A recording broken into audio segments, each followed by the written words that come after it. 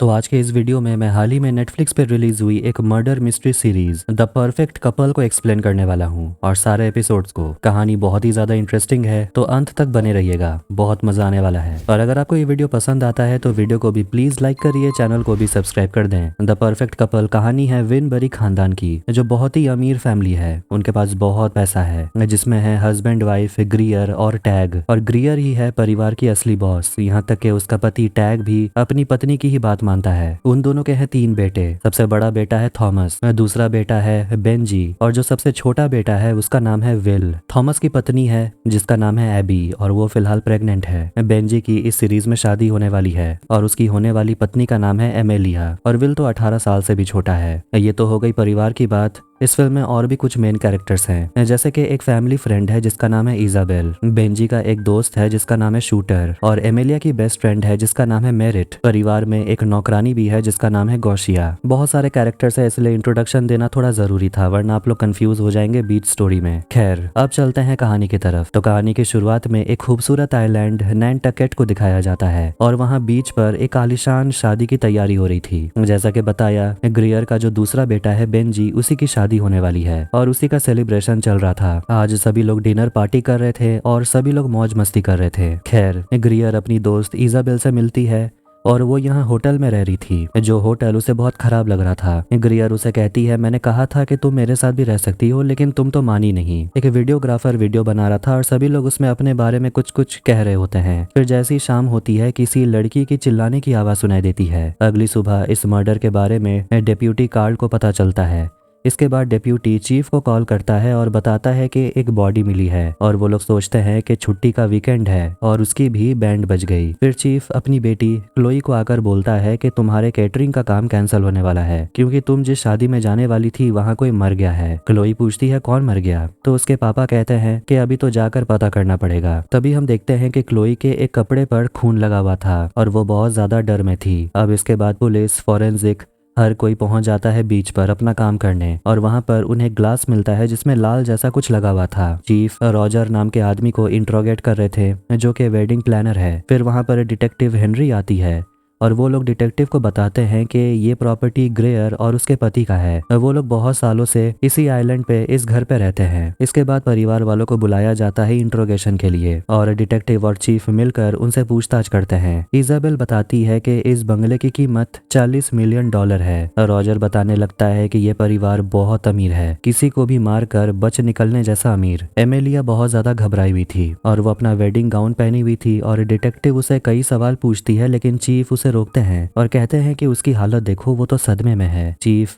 Amelia के लिए चाय लेकर आता है और कहता है कि हमें बताओ कल रात क्या हुआ था। इसके बाद हम फ्लैशबैक देखते हैं एक दिन पहले का। जब एमेलिया सोकर उठती है तो वहां पर उसे एक पर्ची रखी हुई मिलती है जिसमें उसका होने वाला पति बेंजी उसके लिए प्यार भरा मैसेज भेजा था। फिर वहां पर एक छोटा सा कीड़ा आ जाता है जिसे वो लेकर बाहर चली जाती है। ग्रियर बाहर में डिनर पार्टी की सारी तैयारियां संभाल रही होती है कि तभी उसकी नजर जाती है उसकी होने वाली बहू पर, जो अंडरगारमेंट पहनकर ही बाहर आ गई थी। इजाबेल बताने लगती है कि ग्रेयर बहुत खड़ूस अकड़ू औरत है और उसके तीनों बेटे उससे बहुत डरते हैं। ब्रेकफास्ट के समय सभी लोग खाना खा रहे होते हैं और ग्रियर ऐसा लगता है कि वो अपने होने वाली बहू एमेलिया को कुछ खास पसंद नहीं करती, क्योंकि जब वो ब्रेड खा रही थी तो वो उस पर ताना मारती है कि तुम वेडिंग ड्रेस में मोटी लगोगी। नौकरानी गौशिया सबका बहुत ख्याल रख रही थी, वो किसी के लिए जूस लाती है, किसी के लिए केक। बहुत समय के बाद पूरा परिवार एक छत के नीचे आया है तो वो लोग काफी खुश थे। फिर वहाँ पर टैग अपनी पत्नी ग्रियर के साथ रोमांटिक होने लगता है तो बड़ा बेटा थॉमस कहता है कि विल के सामने तो ऐसा मत करिए, क्योंकि उसकी गर्लफ्रेंड डेफनी उसे छोड़कर चली गई। विल नाराज होकर वहाँ से चला जाता है। तभी एमेलिया को उसकी दोस्त मेरिट का कॉल आता है जिसे वो रिसीव करने के लिए बाहर चली जाती है। गौशिया,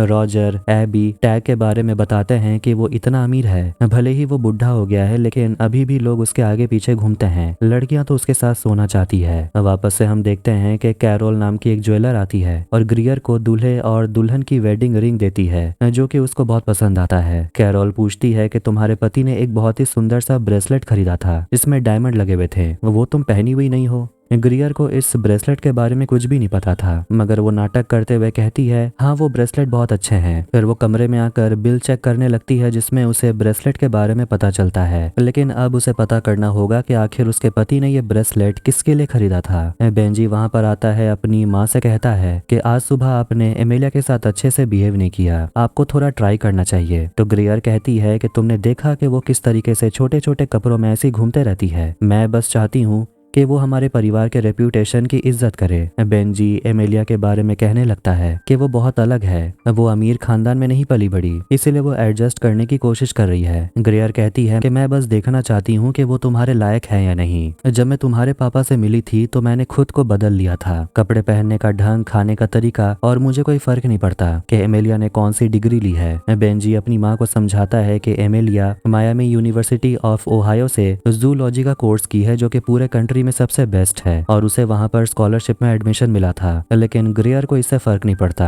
और वो चाहती है कि एमेलिया अगर इस परिवार में रहेगी तो उसे यहाँ के तौर तरीके सीखने तो पड़ेंगे ही। फिर उसे उसकी पीआर मैनेजर एनिड का फोन आता है जो उसे बताती है कि उसका बुक लॉन्च होने वाला है और इसके लिए ग्रियर को और उसके पति टैग को इंटरव्यू देना होगा और हेडलाइन होगा द परफेक्ट कपल। ग्रियर अब यह दिखावा नहीं करना चाहती थी सब कुछ परफेक्ट होने का, लेकिन एनिड उसे समझाती है कि लोग सपनों की दुनिया में अपनी असलियत ढूंढने की कोशिश करते हैं। तुम्हारी शादी के 29 साल हो चुके हैं और सभी लोग तुम्हारे नॉवेल के कैरेक्टर्स को तुम दोनों की तरह मानते हैं, बिल्कुल परफेक्ट, इसलिए तुम्हें परफेक्ट होने का नाटक करना तो पड़ेगा। ग्रियर क्लियरली ये सबसे खुश नहीं थी। फिर उसे ब्रॉड्रिक ग्राहम नाम के आदमी का फोन आता है, लेकिन वो फोन नहीं उठाती। एबी बताती है कि ग्रियर अपने अंदर बहुत सारे राज दफन करके रखती है। टैग एमेलिया के साथ जाता है एमेलिया के पेरेंट्स को पिक करने के लिए और वो बताने लगती है कि कैंसर के बाद उसकी मॉम को डिटेल्स याद नहीं रहते हैं और उसके डैड बस उसकी मॉम का ख्याल ही रखते हैं। अब आखिर में एमेलिया अपने मॉम डैड से मिलती है जो शादी के लिए नैनटकेट आ गए और उसके मॉम डैड का नाम है ब्रूस और कैरन। सभी परिवार वाले खुशी से उन दोनों का स्वागत करते हैं। ब्रूस के कहने पर वो लोग वहाँ पर एक फैमिली फोटो खिंचवाते हैं और इसके बाद शादी के लिए वहाँ पर बेंजी और एमेलिया के दोस्त मेरिट और शूटर पहुंच जाते हैं। ग्रियर शूटर को गले लगाती है जो शायद एमेलिया को अच्छा नहीं लगता। एमेलिया की माँ कैरन सबके लिए फ्रूट्स लेकर आई थी, लेकिन नौकरानी गौशिया उसे फेंकवा देती है। इंट्रोगेशन के समय वो बताती है कि कैरन मरने वाली है और उसी के वजह से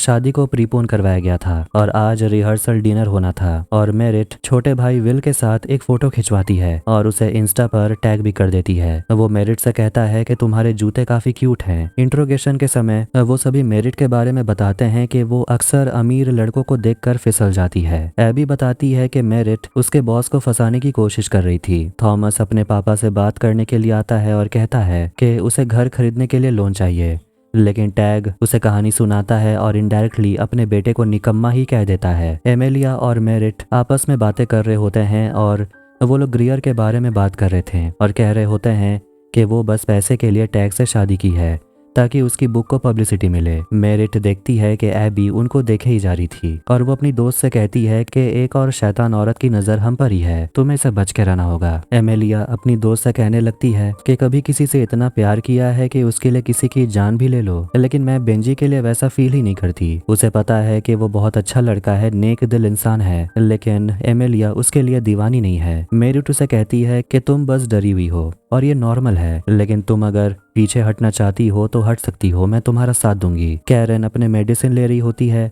और फिर वो एक पैकेट में से 3 टैबलेट्स निकालती है और उसे अपने बैग में छुपा लेती है। एमेलिया डिनर के लिए तैयार हो रही थी, लेकिन तभी उसकी नजर जाती है शूटर पर जो स्विमिंग पूल में मस्ती मजाक कर रहा था बाकी लोगों के साथ। फिर वहां पर उसका होने वाला पति बेंजी आता है जो उसके लिए पेंटिंग बनाया था जो उसे बहुत पसंद आता है। वो काफी खुश हो जाती है, जिसके बाद दोनों वहां पर इंटीमेट होने लगते हैं, लेकिन एमेलिया खुद को रोक लेती है और कहती है कि तुम बहुत परफेक्ट हो और मैं तुम्हें डिजर्व नहीं करती। फिर वो वहां से चली जाती है। एबी बताने लगती है कि बेंजी एमेलिया पिछले साल ही मिले थे और एमेलिया एक जू में काम करती है। नौकरानी भी कहती है कि एमेलिया अपने बर्तन खुद धोती है, जो कि बहुत ही बुरी बात है क्योंकि ये काम तो मुझे करना चाहिए। डिटेक्टिव चीफ को आकर बताती है कि उन्हें मर्डर सीन पर एक चाकू मिला और फॉरेंसिक टेस्ट कर रहे हैं पता लगाने के लिए कि आखिर ये किस तरह का नाइफ है। शेफ कहते हैं कि इससे ऑयस्टर्स काटा जाता है, लेकिन डिटेक्टिव को इस बारे में नहीं पता था। डिप्यूटी डिटेक्टिव को डोनट देता है खाने के लिए ताकि उसका मुंह ठीक हो जाए। इसके बाद शाम के समय सभी डिनर के लिए इकट्ठा होते हैं और वहां पर मेरिट स्पीच देने लगती है और अपने दोस्त एमिलिया के बारे में बहुत अच्छी अच्छी बातें करती है। बेंजी आकर कहने लगता है कि वो एमिलिया से पहली बार जू में मिला था, जहां वो सांपों को संभाल रही थी। 5 हफ्ते तक वो जू आते जाते रहा और उसके बाद उसे हिम्मत हुई बात करने की। उसके स्पीच से एमिलिया काफी खुश हो जाती है। इसके बाद सभी लोग डांस करते हैं और एबी अपने पति थॉमस से पूछ रही होती है, क्या तुमने अपने पापा से लोन के बारे में बात किया? अपने पापा से जाकर बात करो। तो थॉमस कहता है कि पैसों का इंतजाम हो जाएगा और एबी अपने नए घर के लिए बहुत ज्यादा एक्साइटेड है। थॉमस की नजर जाती है मेरिट और एमिलिया पर, जो दोनों एक दूसरे के साथ बहुत करीब आकर डांस कर रहे थे, और वो अपने छोटे भाई से पूछता है, क्या दोनों लेस्बियंस है क्या? तुम्हें पता है, मुझे पता है वो तुमसे प्यार करती है, लेकिन वो तुम्हारे पैसों से भी प्यार करती है। शूटर थॉमस से कहता है, अपना मुंह बंद भी करो। रात के समय बीच पर एक खाली कुर्सी देखते हैं जिसमें ग्लास रखा हुआ था और पानी से जोर की आवाज को सुनते हैं। जैसी सुबह होने वाली होती है, एमिलिया अपना वेडिंग ड्रेस ट्राई कर रही थी और तभी उसकी नजर जाती है पानी में तैर रहे डेड बॉडी पर, जो उसकी दोस्त मेरिट का था, जिसे देखकर वो जोर जोर से चिल्लाने लगती है। एमिलिया पूरी तरह से टूट चुकी थी क्योंकि अब उसकी दोस्त मर चुकी है। फिर वो याद करती है जब उसकी दोस्त मेरिट उसे ये कही थी कि उसकी फैमिली तो एमिलिया ही है जिसे वो खोना नहीं चाहती। फिर एक और सीन को देखते हैं जब एमिलिया मेरिट के ऊपर काफी ज्यादा गुस्सा थी और कहने लगती है कि जो कुछ भी हुआ उसमें मेरी गलती है। पुलिस क्राइम सीन तक पहुंच चुकी थी और चीफ डिटेक्टिव को बताता है कि फॉरेंसिक का कॉल आया था और उन्होंने बताया कि लंग्स में पानी भर चुका था। बाएं पैर पर गहरा घाव है, दोनों हथेलियों पर घाव है और वहां पर टैग का एक नौका भी था जो दिखता तो छोटा है लेकिन बहुत भारी था। फोन भी मिला है और एक जैकेट भी। ग्रियर मेहमानों को फोन करके बता रही होती है कि यहाँ पर एक हादसा हो गया है और शादी फिलहाल कैंसिल हो चुकी है। एबी किचन में आकर देखती है कि सिंक में एक ग्लास रखा हुआ था जिसे वो धोने लगती है। फिर उसे बात करने के लिए डिटेक्टिव आ जाती है और उसे पूछती है मेरिट के बारे में कि वो उसे पहले कब मिली थी। एबी बताती है कि वो उसे पहले भी मिल चुकी है, वो काफी कूल लड़की है। डिटेक्टिव पूछती है कल रात कितने बजे तुम सोई थी? एबी कहती है 10:30 बजे तक। एक बार तो बीच में उठी भी थी और पार्टी देर रात तक चली थी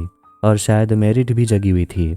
डिटेक्टिव पूछती है क्या तुम बता सकती हो कि देर रात तक कौन कौन जगा हुआ था? वो कहती है मुझे नहीं पता। वो शूटर के बारे में पूछती है कि उसका और मेरिट का कोई कनेक्शन है? वो कहती है मुझे नहीं पता, लेकिन वो ये कहती है कि मेरिट का बहुत मर्दों के साथ कनेक्शन है। ग्रियर को कॉल आता है कि उसका ऑयस्टर्स का ऑर्डर आ गया है और वो गेट पर खड़ा है। बड़ा बेटा थॉमस ऑयस्टर्स वालों को बता देता है कि शादी कैंसिल हो गया है, अब उन्हें ये ऑर्डर नहीं चाहिए और वो लोग उसे पैसे भी दे देते हैं। और थॉमस पुलिस वालों से बड़े ही बदतमीजी से कहता है अपने गाड़ी को रास्ते से हटाने के लिए। गौशिया इंट्रोगेशन के समय बताती है कि बचपन में थॉमस को एक पपी गिफ्ट किया गया था, लेकिन कुछ समय के बाद वो उससे बोर हो गया। अब शादी की चीजों को घर से हटा दिया जाता है और नौकरानी वेडिंग केक लेकर आती और पूछती है कि इसका क्या किया जाए। एबी कहती है कि हमें डोनेट कर देना चाहिए, मगर उसका पति थॉमस कहता है कि गरीबों को इतना शुगर हैंडल नहीं होगा। टैग कहता है फिलहाल के लिए फ्रिज में रख दो। इंट्रोगेशन के बाद एमिलिया वापस घर आ जाती है और फिर वो याद करने लगती है कि उसे अपनी दोस्त मेरिट के हाथ में एक ब्रेसलेट देखने को मिला था। उसे ये भी पता चलता है कि मेरिट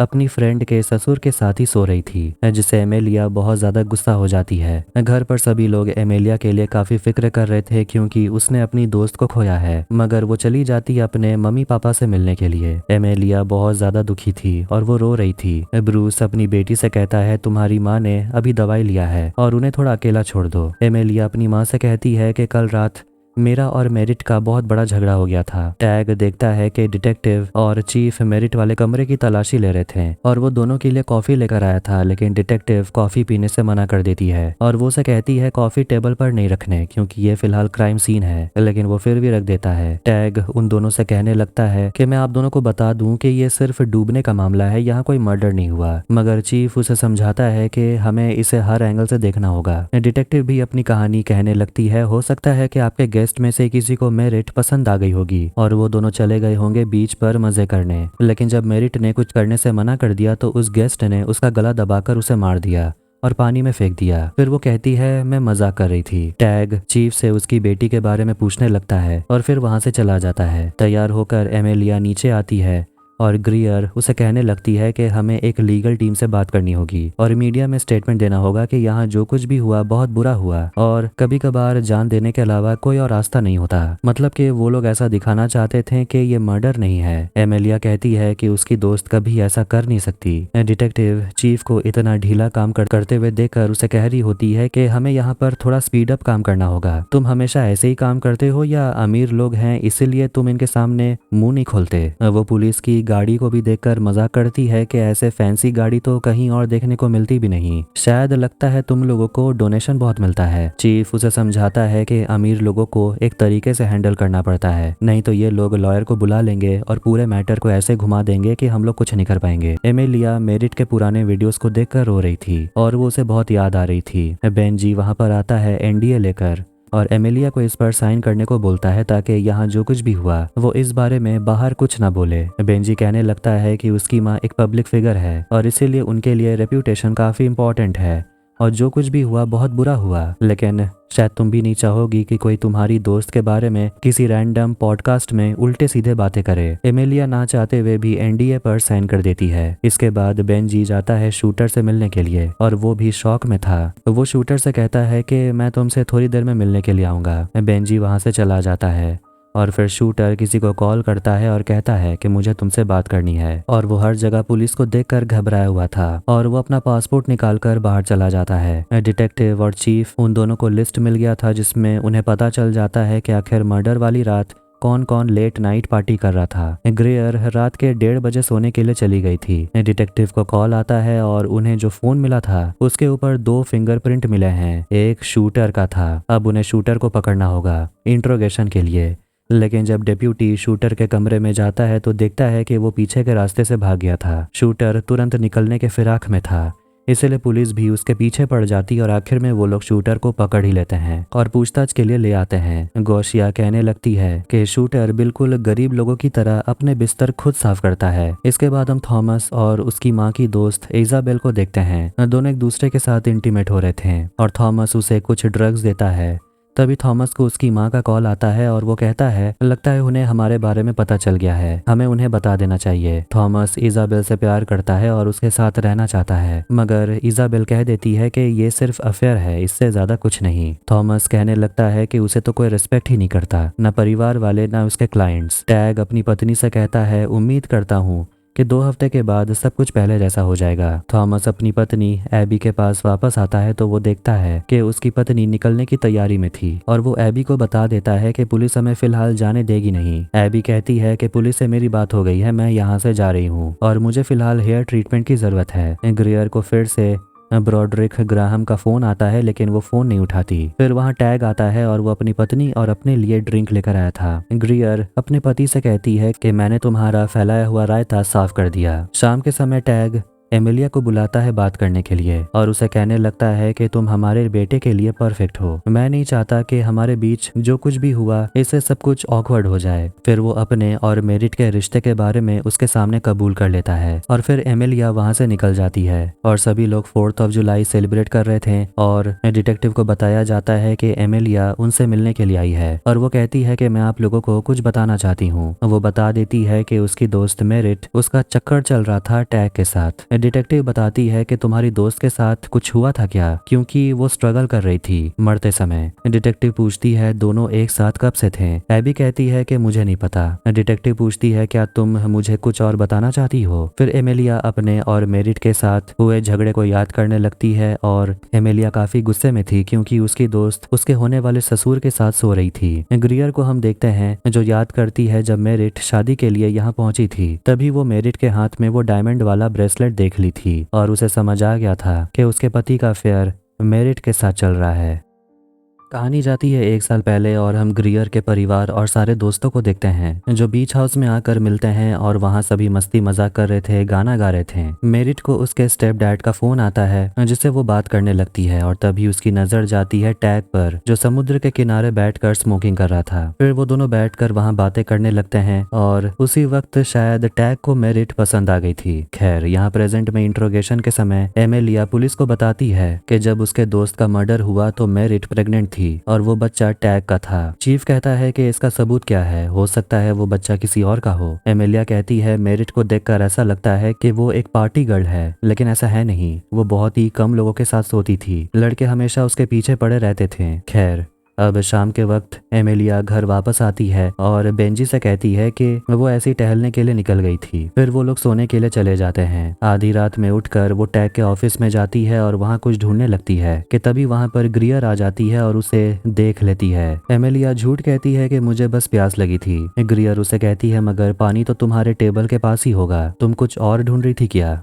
तुम जानती हो ना मुझे ताका झांकी नहीं पसंद, कुछ चाहिए होगा तो मुझसे मांग लेना और उसके बाद से तुम टैग के ऑफिस मत जाना। एमिलिया कह देती है कि मुझसे गलती हो गई, दोबारा नहीं होगा। सुबह हो जाती है और ग्रियर सभी को बताती है कि आज पीपल्स मैगजीन वाले आने वाले हैं और ट्यूसडे को उसका बुक लॉन्च है। फिर वहाँ एमिलिया आती है और ग्रियर उस पर फिर से ताना मारते हुए कहती है कि जूस रखा है, अगर तुम्हें अभी भी प्यास लगी हो तो पी लेना। रॉजर का कहना है कि उन्हें ये इवेंट पोस्टपोन कर देना चाहिए, लेकिन ग्रियर मना करती है क्योंकि मेहमान दूर दूर से आ रहे हैं और वो अपने पति से भी कहती है दोपहर में हमारा इंटरव्यू है, इसे याद रखना। फिर वो पूछती है कि शूटर कहाँ है, तो उसका बेटा कहता है शायद वो सोया हुआ होगा। शूटर पुलिस स्टेशन में बंद रहता है और वो अंदर से चिल्ला रहा होता है मुझे लॉयर चाहिए, लेकिन कोई भी उसकी बात नहीं सुनता। इसके बाद हम छोटे बेटे विल को देखते हैं जो कि छुप छुप कर चीफ की बेटी क्लोई से मिलने के लिए जाता है, लेकिन चीफ अंदर से आवाज सुन लेता है और वो कमरे के अंदर आता है और विल पर चिल्लाने लगता है और उसे कहने लगता है कि तुम्हारा परिवार भले ही इस आइलैंड का मालिक होगा, लेकिन ये घर मेरा है, तुम यहाँ ऐसे ही नहीं आ सकते। इसके बाद एक फ्लैशबैक देखते हैं जब क्लोई ग्रियर के पार्टी में कैटरिंग का काम कर रही थी और तभी वो विल से मिलती है और विल उसे पसंद करने लगा था, इसीलिए वो उसे समुद्र किनारे ले जाता है और उसे पीने के लिए ड्रिंक देता है। तभी उसकी नजर जाती है मेरिट पर और विल वहां से चला जाता है। प्रेजेंट में चीफ उस लड़के को समझा देता है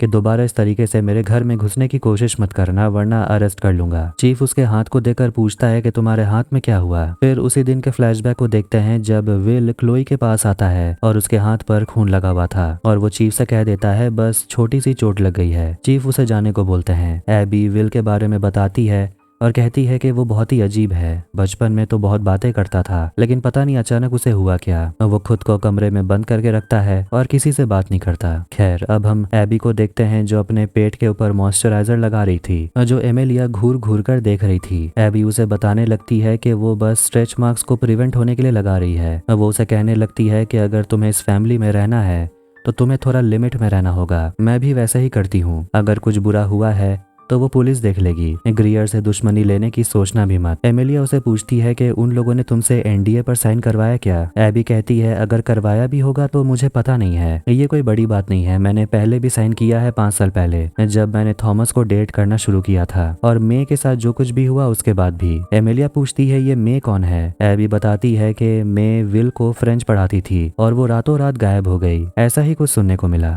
अब असली बात क्या है ये तो किसी को नहीं पता, हो सकता है बहुत बुरा हुआ हो। काफी अजीब है कि बेंजी ने इस बारे में तुम्हें नहीं बताया, क्योंकि मैं और बेंजी दोनों एक ही स्कूल में पढ़ा करते थे। एमिलिया अपने कमरे में आती है और बेंजी से मे के बारे में पूछती है। वो चौंक जाता है कि उसे इस बारे में कैसे पता। बेंजी कहने लगता है कि मे को पैसों की जरूरत थी तो वो यहाँ रहकर छोटे भाई को फ्रेंच सिखाती थी। वो पूछती है कि उसके साथ हुआ क्या। बेंजी कहता है वो ऐसे ही चली गई बिना किसी को बताए। एमिलिया गुस्से में पूछती है कि आखिर उसने इस बारे में उसे पहले क्यों नहीं बताया। बेंजी कहता है परिवार में रहना है तो कुछ नियम है जो तुम्हें फॉलो करने होंगे, इस बारे में भूल जाओ। अब इसके बाद दोपहर में मैगजीन वाले पहुंच जाते हैं ग्रियर और टैग का इंटरव्यू लेने के लिए और इंटरव्यूअर उनके शादीशुदा जिंदगी के बारे में पूछने लगती है और वो लोग एक दूसरे को ऐसा दिखाते हैं जैसे कि वो लोग एक बहुत ही परफेक्ट कपल हों। फिर वो लोग किताब के बारे में बात करते हैं कि तभी बारिश होना शुरू हो जाती है। अंदर आकर ग्रियर अपने पति पर बहुत गुस्सा होती है क्योंकि वो इंटरव्यू के समय बोलते ही जा रहा था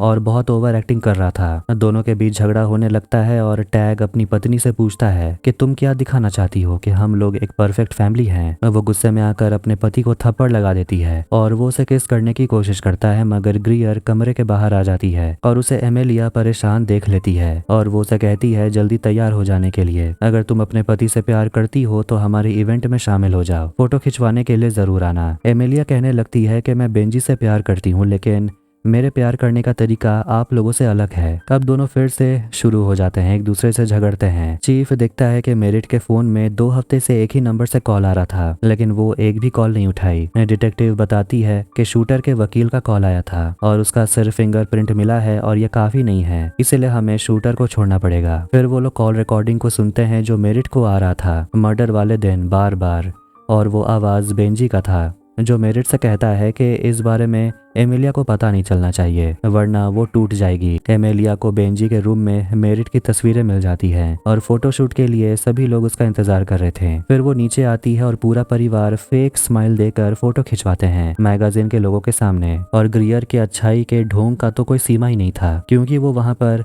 एमिलिया के मम्मी पापा को बुला लेती है फोटो खिंचवाने के लिए। लेकिन अभी भी शूटर को वो ढूंढ रही थी कि वो कहाँ गया। एबी बताती है कि ग्रेयर शूटर को बहुत पसंद करती है। नौकरानी बताती है कि वो दोनों बहुत करीब हैं। ग्रेयर हमेशा कहती थी कि वो मेरे बेटे जैसा है, लेकिन कोई भी औरत अपने बेटे के साथ वैसा नहीं करती। डिटेक्टिव शूटर को जाने को बोलती है, लेकिन वो इस आइलैंड को छोड़कर नहीं जा सकता। इसके बाद चीफ अपने घर पर खाना बना रहा था और वहां पर डिटेक्टिव भी होती है जो कहती है कि वो इजाबेल के साथ बात करने गई थी और कहती है कि वो औरत तो कमाल की है, क्या बोलती है कुछ समझ ही नहीं आता। लेकिन उसने एक अंदर की बात बताई है कि ग्रियर के परिवार के पैसे किसी ट्रस्ट में फंसे हुए हैं और इसीलिए वो हर साल 2 बुक्स लिखती है, सारा खर्चा वही उठाती है। टैग ने आज तक कोई काम नहीं किया और इसी का असर उसके बड़े बेटे पर देखने को मिला है, थॉमस पर, जो भी नाकारा है। बेंजी के साथ बचपन में कुछ हुआ था और विल की बात की जाए तो वो बहुत ही चुपचाप उदास रहता है। क्लोई वहां पर आती है और चीफ अपनी बेटी को डिटेक्टिव से मिलाते हैं, लेकिन क्लोई तो अपने मोबाइल में ही घुसी हुई रहती है। बीच हाउस में सभी लोग डिनर करने के लिए बैठते हैं और तभी शूटर लौट आता है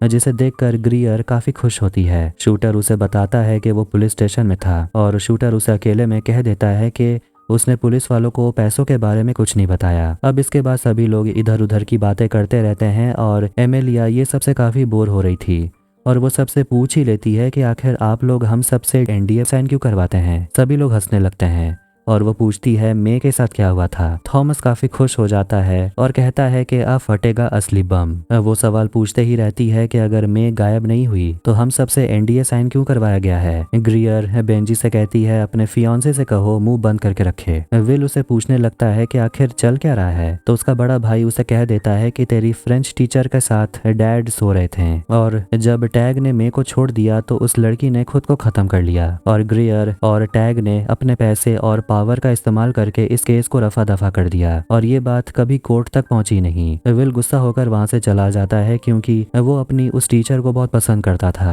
और उसके बारे में उसे झूठ बोला गया। ग्रियर अपने पत्नी पर चिल्लाती और कहती है कुछ तो काम कर लो, जाओ अपने बेटे को देखो वो कहाँ गया। फिर वो भी उठकर वहां से चली जाती है। चीफ और डिटेक्टिव सेलिब्रेशन वाला वीडियो देख रहे थे और उसमें विल और मेरिट एक दूसरे से बातें कर रहे थे, लेकिन ऐसा लग रहा था जैसे दोनों झगड़ रहे हों। डिटेक्टिव बताती है कि इस लड़के ने मेरिट के सारे इंस्टाग्राम पोस्ट को लाइक किया है और सब में फायर इमोजीज हैं, मतलब कि मेरिट उसे हॉट लगती थी। डिटेक्टिव को पता चलता है मेरिट प्रेग्नेंट थी और जो नाइफ मिला ऑयस्टर काटने वाला उसमें विल के फिंगरप्रिंट्स मिले हैं और रेत पर मिला खून मेरिट और विल का था। चीफ अपनी बेटी के कमरे में आता है और देखता है कि उसकी बेटी खिड़की से बाहर भाग गई थी। टैग ग्रियर दोनों देखते हैं कि उनका छोटा बेटा कहीं चला गया था और उन्हें वो नहीं मिल रहा। ग्रियर अपने पति पर चिल्लाकर कहती है कि अगर उसे कुछ हो गया तो मैं तुम्हें छोड़ूंगी नहीं। विल क्लोई एक दूसरे से मिलते हैं और विल बहुत ज्यादा गुस्से में था क्योंकि उसके फ्रेंच टीचर को परिवार वालों ने मार दिया और उसके बारे में उसे झूठ बोला गया। उसे लग रहा था कि विल उसे पसंद करता है, शायद इसीलिए मैं उसे छोड़कर चली गई और वो इसी गिल्ट में जी रहा था, लेकिन सच तो कुछ और था और वो अपने पापा के बोट को निकालता है क्योंकि वो यहाँ से निकल जाना चाहता था, मगर क्लोई उसे रोकती है। विल नहीं रुकता, इसीलिए क्लोई भी उसके साथ चली जाती है। एमिलिया अपने दोस्त का वीडियो देख रही थी और बेंजी आकर बताता है कि अभी तक विल नहीं मिला। एमिलिया बाहर आती है तो वो देखती है कि सभी लोग विल को ढूंढ रहे थे और उसको उसी जगह पर अपनी दोस्त का ब्रेसलेट मिलता है जहाँ पर विल क्लोई पार्टी के दिन दारू पी रहे थे और ये ब्रेसलेट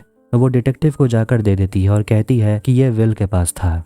अब पुलिस भी हर जगह विल को ढूंढ रहे होते हैं, लेकिन अब तो सुबह होने को है और विल का कोई अता पता नहीं। अब वापस ब्रेसलेट पर आते हैं। एमिलिया बताती है कि ये ब्रेसलेट उस दिन मेरिट पहनी हुई थी जब उसका मर्डर हुआ। वो परिवार कुछ छुपाने की कोशिश कर रहे हैं। टैग को पता था मेरिट प्रेग्नेंट है। डिटेक्टिव पूछती है कि तुम्हें क्यों लगता है कि पूरा परिवार इसमें इन्वॉल्व है। एमिलिया डिटेक्टिव को बता देती है कि जो भी इस परिवार में जाता है उसे NDA non disclosure agreement sign करवाया जाता है। और एक और लड़की थी जिसे टैग कई साल पहले रिलेशनशिप में था, जिसने खुद को मारने की कोशिश की और कोई भी उसके बारे में बात ही नहीं करता और बेंजी बस अपने परिवार को बचाने में लगा रहता है। तभी डेप्यूटी अंदर आकर बताता है कि दोनों बच्चे मिल गए। ग्रियर को भी बता दिया जाता है कि दोनों बच्चों को हॉस्पिटल ले जाया गया है। डिटेक्टिव एमेलिया से शूटर के बारे में पूछती है कि क्या वो भी इस सब में इन्वॉल्व है, आखिर वो भागने की कोशिश क्यों कर रहा था। एक और फ्लैशबैक देखते हैं जहां एमेलिया पहले भी शूटर से मिल चुकी थी। जब वो लोग पहली बार नैनटकेट आइलैंड जा रहे थे, शूटर उसे पूछता है क्या हम दोनों पहले भी मिल चुके हैं। एमेलिया कहती है बिल्कुल नहीं, हम पहली बार मिल रहे हैं, लेकिन ऐसा लगता है कि वो कुछ छुपा रही थी। इसके बाद वो लोग बीच हाउस पहुंच जाते हैं और वहां पर कोई भी नहीं था और एमेलिया बेंजी का इंतजार कर रही थी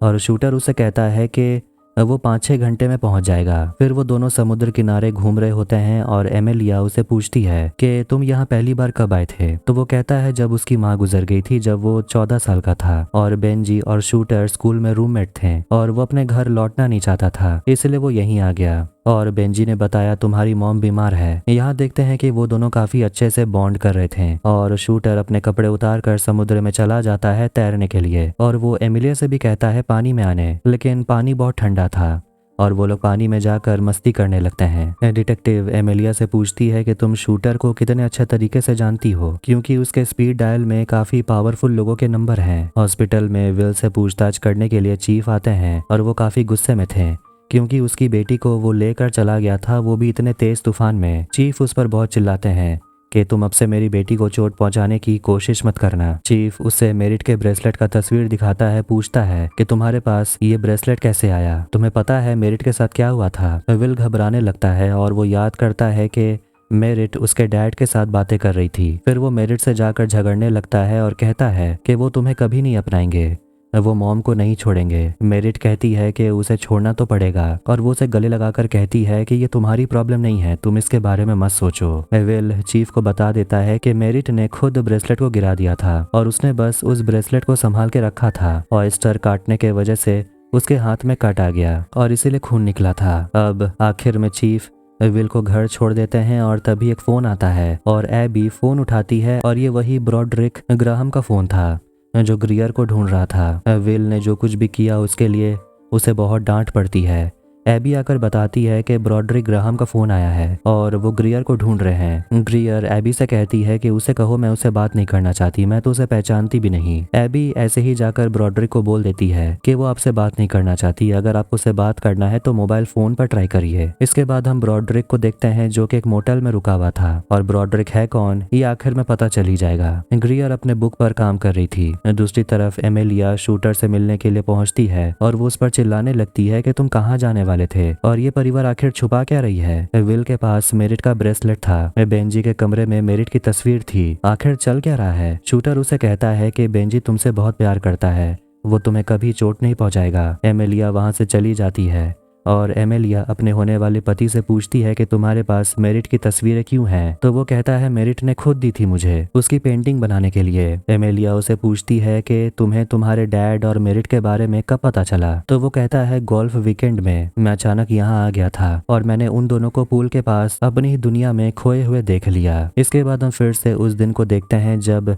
एमेलिया पहली बार इस बीच हाउस पर आई थी और वो शूटर के साथ घर पे अकेली थी और वो लोग बैठकर ऑयस्टर्स खा रहे थे और शूटर उसे बार बार पूछते रहता है कि हम लोग सच में पहले कभी नहीं मिले। एमेलिया कहती है मुझे तो नहीं लगता। शूटर कैंडी निकालता है खाने के लिए जो सब नीचे गिर जाता है और एमेलिया कैंडी उठाने लगती है और तब शूटर को याद आता है कि 3 साल पहले वो उसे एक ट्रेन में मिली थी। उस ट्रेन में एक औरत थी जो प्लास्टिक नेकलेस बेच रही थी और उसके सारे मोती गिर गए थे और शूटर मोती उठाने लगा था और एक और लड़की मोती उठाने के लिए आई और वो कोई और नहीं बल्कि एमेलिया थी। फिर आखिर में वहां पर बेंजी पहुंच जाता है। फिर प्रेजेंट में हम देखते हैं कि शूटर और बेंजी रनिंग के लिए गए होते हैं और वहां वो लोग टैग और मेरिट के रिलेशनशिप के बारे में बात कर रहे थे। एमेलिया अपने मम्मी पापा से मिलने के लिए आती है और देखती है कि वो दोनों अपने कपड़े खुद धो रहे थे हेल्पर होने के बावजूद और वो लोग मेरिट के बारे में कहने लगते हैं कि वो लड़की अच्छी थी, तुम्हारी खुशी में वो बहुत खुश थी। कैरन अपनी बेटी से कहती है कि तुम चाहो तो शादी कर सकती हो, भले ही शादी धूमधाम से ना हो। ग्रियर अपने किताब पर काम कर रही थी।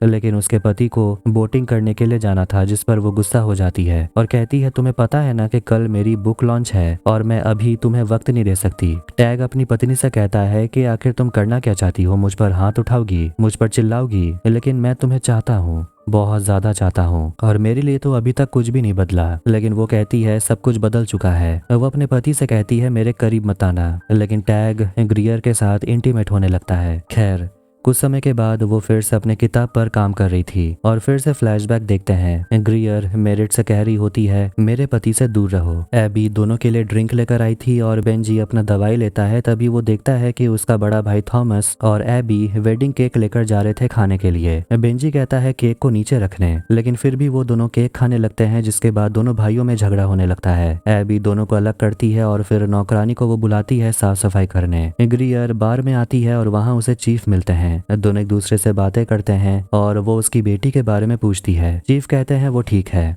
वो बस आराम कर रही है। ग्रियर अपने बेटे की तरफ से माफी मांगती है और ग्रियर चीफ को एक कागज देती है जो असली में एक रिसीट है गोल्डन ब्रेसलेट का, जो टैग ने मेरिट को दिया था, और कहती है मैं चाहती हूँ गुनहगार को सजा मिले। एमेलिया पूल में तैर रही होती है और वो याद कर रही होती है उस दिन को जब वो गलती से बाथरूम में चली गई थी, जहाँ शूटर पहले से ही नहा रहा था, और वो उसे देखते ही रह जाती है और सॉरी कहकर चली जाती है। प्रेजेंट में वो शूटर से मिलने के लिए जाती है और उसे कहती है कि किसी और जन्म में हम दोनों का कुछ हो सकता था, लेकिन इस जन्म में नहीं। शूटर उसे कहता है तुम क्या चाहती हो, अगर नहीं चाहती हो तो मैं यहाँ से चला जाऊंगा। फिर दोनों वहाँ एक दूसरे को किस करने लगते हैं और चीफ और डिटेक्टिव टैग को अपने साथ चलने को बोलते हैं। दूसरी तरफ एमेलिया और शूटर उन दोनों को एक साथ बेंजी देख लेता है और वो काफी गुस्से में था।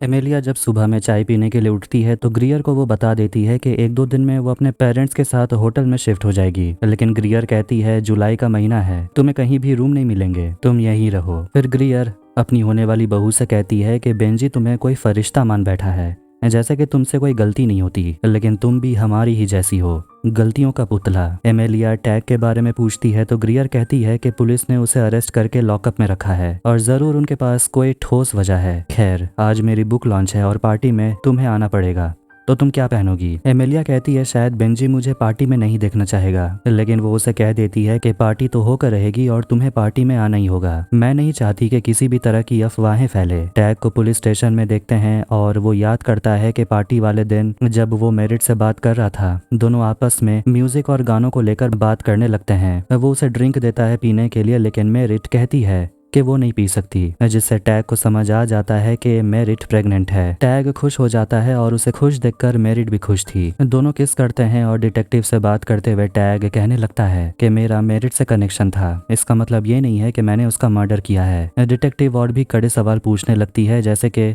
उस रात टैग का बोट बाहर क्या कर रहा था, हो सकता है कि वो मेरिट को बोट में बैठाकर पानी में ले गया होगा और उसे मार दिया होगा। फिर वो लोग इजाबेल के बारे में पूछते हैं कि आखिर उसका क्या रिश्ता है टैग से। टैग कहता है कि वो हमारी फैमिली फ्रेंड है। डिटेक्टिव पूछती है अच्छा किसके तरफ से? टैग कहता है मेरी फ्रेंड है। एमेलिया देखती है कि एबी मेरिट के कपड़े पैक कर रही थी और एमेलिया भी अपने बेस्ट फ्रेंड के कपड़े को हाथ में लेकर थोड़ी इमोशनल हो जाती है। एबी उसे कहती है कि तुम दोनों की काफी अच्छी दोस्ती थी, मैं काफी जलती थी तुम दोनों को देखकर, मैं काफी एक्साइटेड थी तुम्हारी सिस्टर इन लॉ बनने के लिए, सोचती थी कि मेरा भी कोई साथी होगा। एबी कहती है कि मुझे लगा तुम चली गई होगी। एमेलिया कहती है तुम्हारी सासू माँ ने कहा मुझे पार्टी में आना चाहिए। एबी उसके सपोर्ट में कहती है कि तुम्हें पार्टी में आना चाहिए और दिखा दो कि तुम्हें इन सबसे कोई फर्क नहीं पड़ता, मैं तुम्हारे साथ एंट्री लूंगी। खैर अब इसके बाद शाम के समय सभी लोग बुक पार्टी के लिए पहुंच जाते हैं और बहुत सारे मेहमान आए हुए थे। फिर वहां पर पीआर मैनेजर एनिड पहुंच जाती है। रॉजर वहां पर टैग का एक बड़ा सा कटआउट लेकर आया था, लेकिन ग्रियर उसे कहती है कि इसे यहाँ से ले जाओ, लोगों को बस यही कहो कि उसकी तबीयत खराब है, बेकार चीजों को कॉम्प्लिकेट मत करो। विल क्लोई को वहाँ देखकर काफी खुश था, जो वहाँ केटरिंग का काम कर रही थी, और वो उसे पूछता है क्या तुम मेरे साथ घूमने चलोगी? वो मना कर देती है क्योंकि उसके पापा अलाउड नहीं करेंगे। फिर वहाँ पर एमेलिया और एबी एक साथ आते हैं और उनकी नज़र जाती है शूटर पर। एबी उसे बताती है कि शूटर बहुत अमीर है, जिससे एमेलिया हैरान हो जाती है क्योंकि उसे इस बारे में नहीं पता था। एबी कहती है कि जो लोग अमीर होते हैं ना, वो अपने अमीरी का ढिंडोरा नहीं पीटते हैं। ग्रियर से मिलने मैगजीन वाली लड़की भी आती है जो इंटरव्यू लेने के लिए आई थी और दोनों फोटो क्लिक करवाते हैं। बेंजी इजाबेल से बात कर रहा था और वो उसे समझाती है कि तुम्हें अपनी फियांसी से अलग नहीं होना चाहिए, वो शर्मिंदा है और तुम अपने लव लाइफ को बर्बाद मत करो। टैग अपनी गवाही दे देकर थक चुका था, लेकिन चीफ भी थक चुकी है और उसे कह देती है कि हमें बस जानना है कि मेरिट का मर्डर कैसे हुआ, क्योंकि तुम भी लेट नाइट जगे हुए थे और मेरिट भी, और आप अभी भी हमसे कुछ छुपा रहे हैं, तो अभी बता दीजिए, मौका है। डिटेक्टिव उसे ये भी कहती है कि अगर आप मदद नहीं करना चाहते हैं फिर भी हम लोग पता लगा ही लेंगे, लेकिन अगर आप कातिल नहीं हैं फिर भी आप मुजरिम तो हैं, अगर आप असली कातिल तक पहुंचने में मदद नहीं करेंगे। अब इसके बाद फिर से जाते हैं फ्लैशबैक में पार्टी वाली रात, जब सभी लोग देर रात तक ड्रिंक कर रहे थे और आखिर में वहां पर टैग, मेरिट और इजाबेल बचे हुए थे और टैग उन दोनों से पूछता है क्या कोई बोटिंग करने जाएगा, मगर दोनों को मन नहीं था। टैग अपना कोट मेरिट को दे देता है क्योंकि उसे ठंड लग रही थी। मेरिट टैग से मिलने के लिए जाती है और उसे पूछती है क्या तुम सच में मुझसे खुश हो, क्या तुम मुझे चाहते हो। टैग कहता है वो सच में खुश है, लेकिन उसे थोड़ा वक्त लगेगा क्योंकि उसके लाइफ में बहुत कुछ हो रहा है। लेकिन मेरिट बस समय जानना चाहती थी कि कितना समय लगेगा, आखिर कब तक टैग उसके पास वापस आ जाएगा, क्योंकि बच्चा तो 9 महीने के बाद ही आ जाएगा। लेकिन टैग बस उसे इग्नोर करता है और उसकी बातों को इग्नोर करता देखकर मेरिट रोने लगती है और कहती है कि मैं समझ गई, तुम इस बच्चे को नहीं चाहते हो, तुम चाहते हो कि मैं इस बच्चे को गिरा दूं। फिर वो पानी में चली जाती है और टैग उसे बाहर लाने की कोशिश करता है, लेकिन वो स्ट्रगल करने लगती है। टैग डिटेक्टिव और चीफ को अंदर बुलाता है और उन्हें कह देता है कि उसके पास स्लीप ट्रैकर है जो उसके सारे एक्टिविटी का हिसाब रखता है और इसके हिसाब से वो रात 2:30 बजे तक सोने के लिए चला गया था और बॉडी मिली थी सुबह 6 बजे और उसके कुछ समय पहले मेरिट को एक ड्रग्स दिया गया था जिसकी वजह से वो मर गई थी और इससे साबित हो जाता है कि टैग ने कुछ नहीं किया। अब दोनों टैग की बात मान लेते हैं और बुक पार्टी में ग्रियर सभी के साथ फोटो खिंचवा रही थी। इजाबेल एमेलिया के लिए शैंपेन लेकर आती है और ग्रियर के बारे में कहने लगती है कि वो तुमसे नफरत करती है क्योंकि तुम रियल हो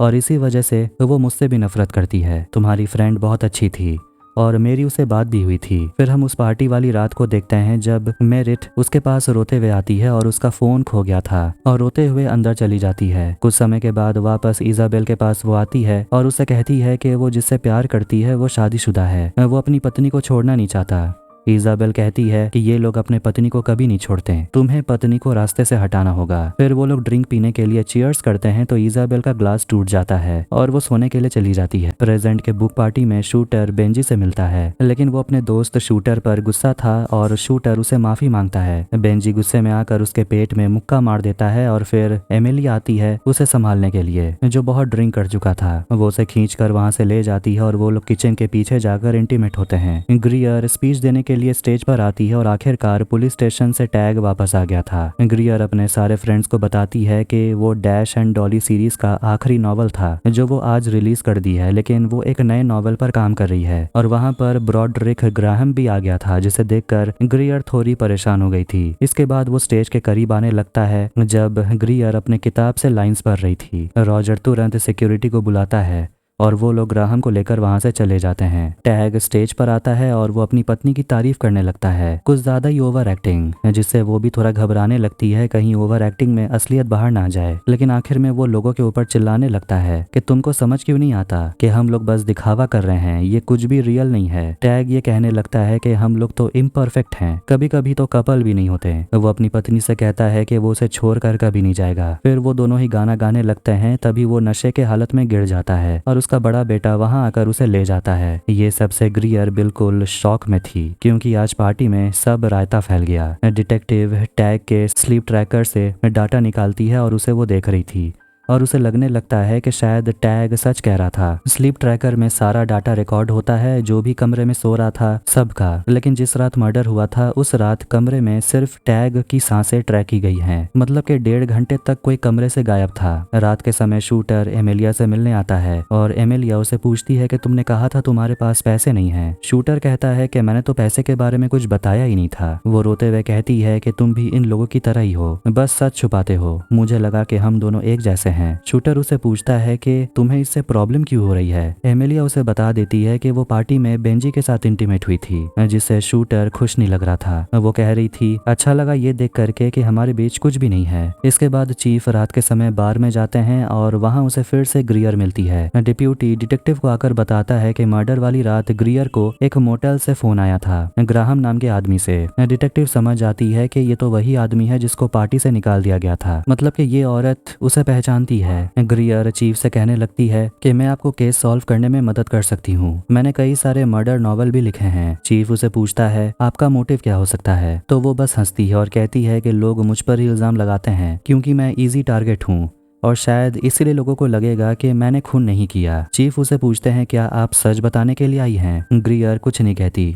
तभी चीफ को डिटेक्टिव का कॉल आता है जो उसे बता देती है कि जिस रात मर्डर हुआ था, मर्डर के 1-1.5 घंटे पहले ही ग्रियर किसी आदमी से बात कर रही थी। उस गेस्ट का नाम ब्रॉडरिक ग्राहम है और वो लंदन से आया उसी दिन। और बैकग्राउंड चेक करने पर पता चला कि ग्राहम एक छोटा मोटा गुंडा है जो कि टर्किश माफिया से जुड़ा हुआ है और मेरिट के मरने के बाद वो हर रोज ग्रियर को फोन कर रहा था और ग्राहम को पूरे $3 लाख ट्रांसफर किए गए हैं, वो भी शूटर के तरफ से। चीफ ये सब सुनकर हैरान हो गया था कि ये सब चल क्या रहा है। ग्रियर फिर वहां से चली जाती है। फिर हम मर्डर वाली रात के फ्लैशबैक को देखते हैं। ग्रियर मेरिट को समुद्र किनारे चेयर पर बैठे हुए देखती है। जब इजाबेल सोने के लिए चली गई थी तो वो उठती है और उसके पैर में टूटे हुए ग्लास घुस जाते हैं और तभी मेरिट पीछे मुड़ती है क्योंकि उससे मिलने के लिए कोई आया था।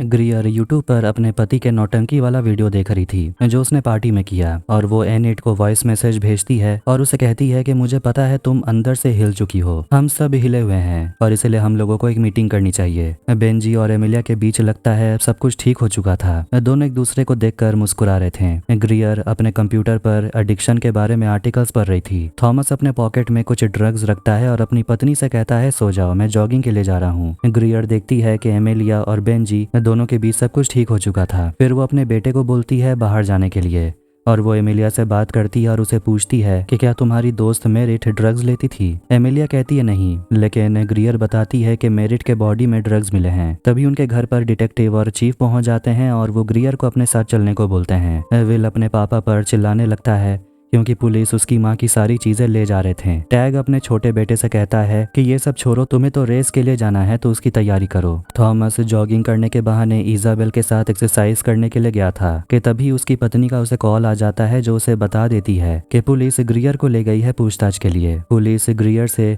ग्रैहम के बारे में पूछती है तो वो कहती है कि वो उसे नहीं पहचानती। डिटेक्टिव बताती है कि ये आदमी काफी बदनाम है, चोरी चकारी मारपीट, यहाँ तक कि वो टर्किश माफिया से जुड़ा हुआ है, मर्डर की सुपारी भी लेता है। चीफ को लगता है कि ग्रियर ने ग्राहम को पैसे दिए थे मेरिट को मारने के लिए और ये पैसे शूटर के अकाउंट से दिलवाए गए थे ताकि ग्रियर का नाम सामने ना आए। वो लोग कहते हैं कि हम ग्राहम और शूटर को ढूंढ लेंगे। ग्रियर कहती है कि इसमें शूटर का कोई लेना देना नहीं है, आप टाइम वेस्ट कर रहे हो। विल रेस के लिए जाने वाला था लेकिन बाहर में मीडिया के लोग भरे पड़े हैं और वो लोग मर्डर के बारे में जानना चाहते हैं। टैग अपने बेटे को बाहर ले जाता है और तभी थॉमस अपने घर आता है और एबी को पता चल चुका है कि वो कहाँ एक्सरसाइज करने के लिए जाता है और वो उसे कहती है अपनी गर्मी को थोड़ा शांत करो। एमिलिया अपनी मम्मी पापा के साथ बैठी हुई थी और वो सोच रही होती है कि आखिर मेरिट के बॉडी में ड्रग्स कैसे मिले। कैरन बड़े अजीब तरीके से देख रही थी जैसे कि उसका इस मर्डर से कोई कनेक्शन हो। चीफ ग्रियर से सवाल पूछते हैं कि आखिर मर्डर के बाद ग्राहम आपको बार बार फोन क्यों कर रहा था? जरूर शूटर उस आदमी को पहचानता है तभी तो उसने उसे $3 लाख दिए, आखिर किस लिए? ग्रियर कहने लगती है कि वो ग्राहम को बहुत सालों से पहचानती है, उसे पैसों की जरूरत थी इसलिए उसने उसे पैसे दिए। ग्रियर के पास उतने पैसे थे नहीं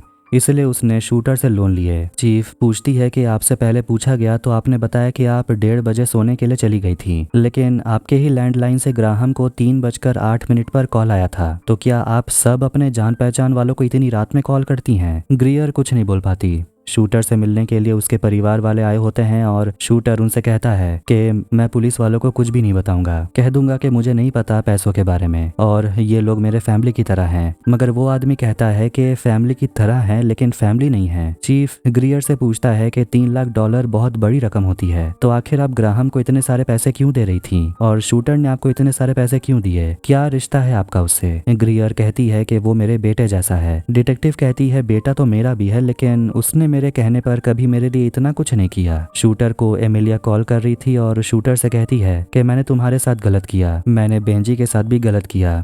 वो कहती है कि मुझे वो ट्रेन वाली लड़की बनना है, मुझे तुम याद थे, तुम बिल्कुल सही थे, तुमने ट्रेन में जिस लड़की को देखा वो मैं ही थी। शूटर कहता है मैं जानता हूँ। कैरन अपने मेडिसिन बैग में एक तरह की दवाई ढूंढ रही होती है जो उसने पहले रखा था, वो 3 गोली, लेकिन अब उसे नहीं मिल रही। वो अपने पति को बुलाती है दूसरी तरफ टैग से मिलने के लिए एनिड और उसकी टीम पहुंच जाती है और वो ग्रियर को ढूंढ रही थी। तो टैग उसे झूठ बोलता है कि वो फिलहाल कहीं बाहर गई है, लेकिन ग्रियर एक मर्डर सस्पेक्ट बन गई है, ये न्यूज इंटरनेट पे भी है, तो उन्हें सारी सच्चाई पता है। टैग उन्हें बता देता है कि पुलिस वाले उसे ले गए। वो लोग कहते हैं कि हम इस खबर को दबा देंगे, लेकिन आपने जो पार्टी में कहा कि आप और आपकी पत्नी थ्रीसम करते हैं, वो बहुत बड़ी प्रॉब्लम है। फिर पुलिस स्टेशन में ग्रैहम को पकड़ के लाया जाता है, जो भागने की कोशिश कर रहा था। ग्रैहम कहने लगता है कि मेरा इस मर्डर में कोई हाथ नहीं है। फिर भी उसे बैठाया जाता है और चीफ उन दोनों से पूछते हैं कि आखिर तुम दोनों एक दूसरे के क्या लगते हो। आखिर ग्रियर ने शूटर से इतने सारे पैसे लेकर तुम्हें क्यों दिए? तो वो कहता है ये बस गिफ्ट है। इसके बाद ग्रियर की मैनेजमेंट टीम टैग को प्रिपेयर कर रही होती है कि उसे एपोलॉजी में क्या कहना है। पुलिस स्टेशन में शूटर आ जाता है अपने लॉयर को लेकर,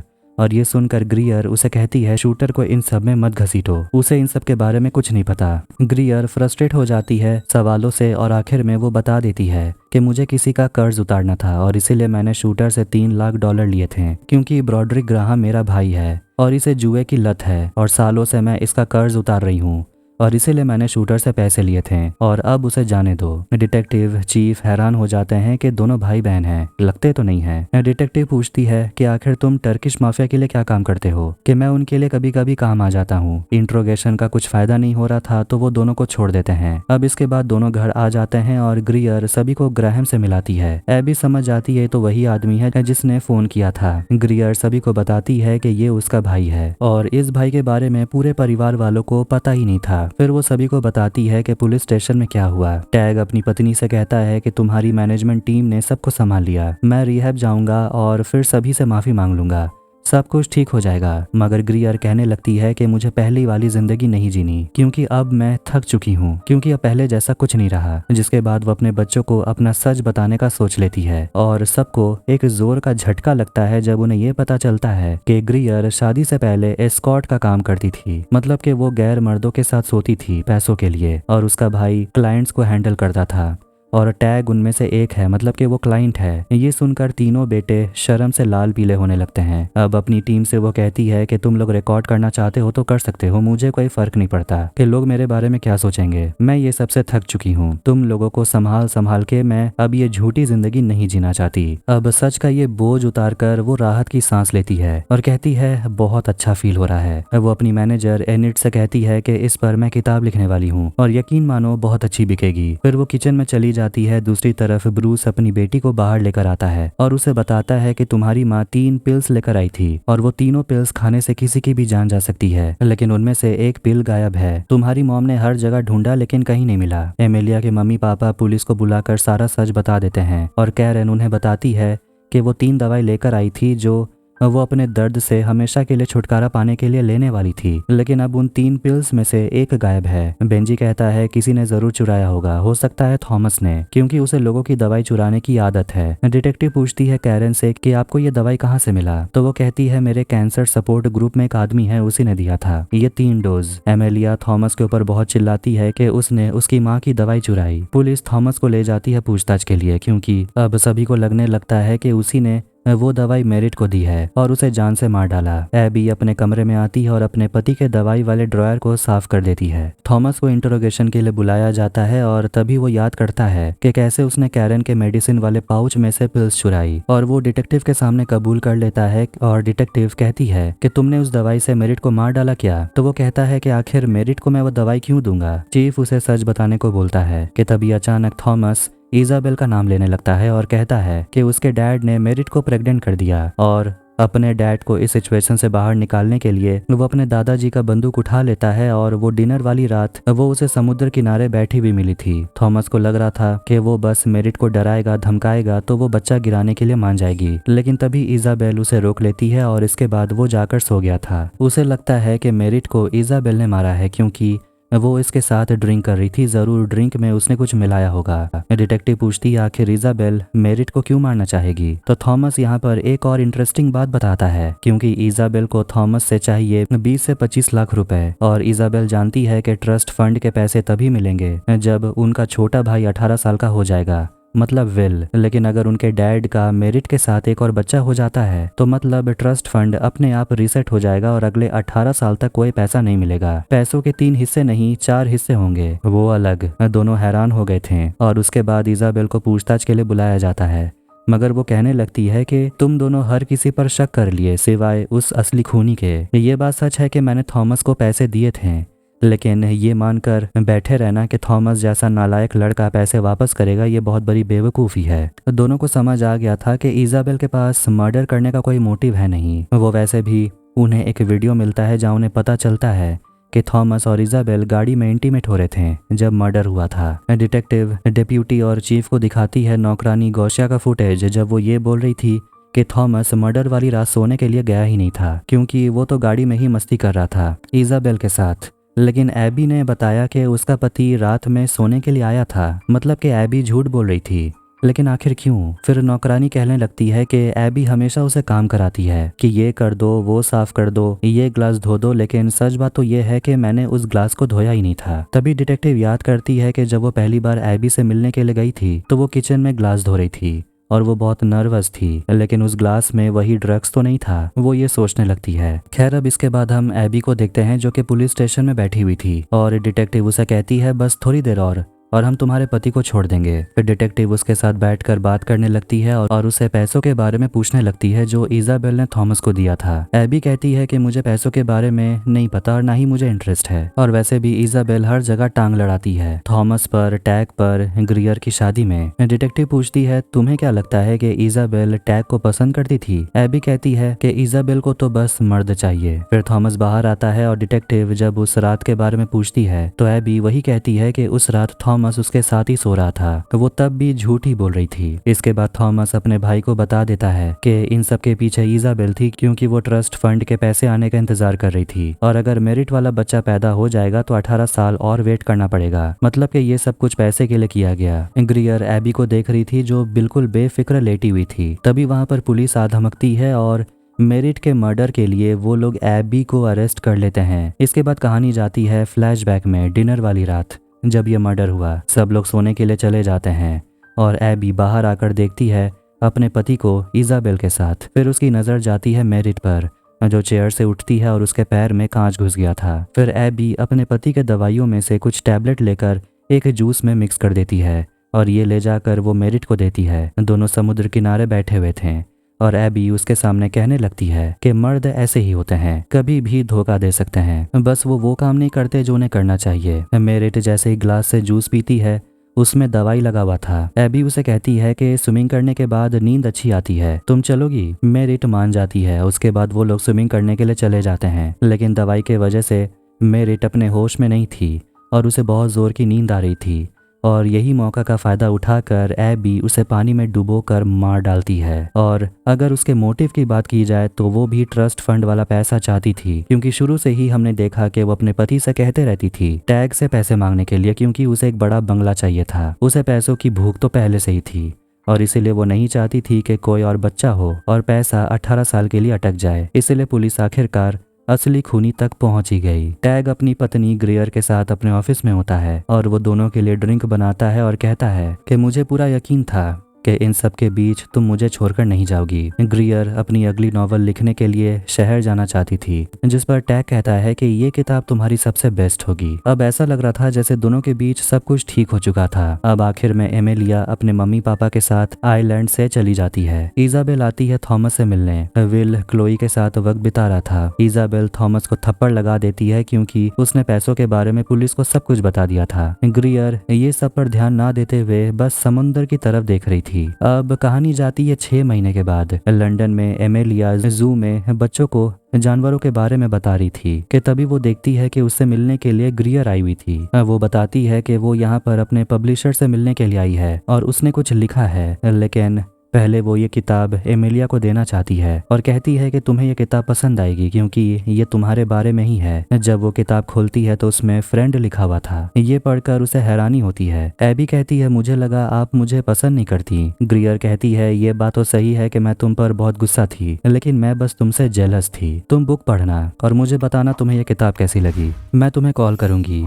फिर वो चली जाती है। ग्रियर इसलिए कहती है कि वो उसे जलन महसूस करती है क्योंकि वो दोनों ही मिडिल क्लास फैमिली से आती हैं। लेकिन ग्रियर खुद को पूरी तरह से बदल दी थी, खुद को अमीर दिखाने के लिए, लेकिन एमेलिया ने खुद को बदलने से मना कर दिया था और इसी बात के लिए ग्रियर उसकी रिस्पेक्ट करती है। खैर, अब इसी के साथ ये कहानी यहीं पर एंड हो जाती है। तो आपको ये वीडियो कैसा लगा कमेंट करके जरूर बताएं। वीडियो पसंद आया तो वीडियो को भी लाइक कर दें, चैनल को भी सब्सक्राइब कर दें। मिलते हैं नेक्स्ट वीडियो में। Take care.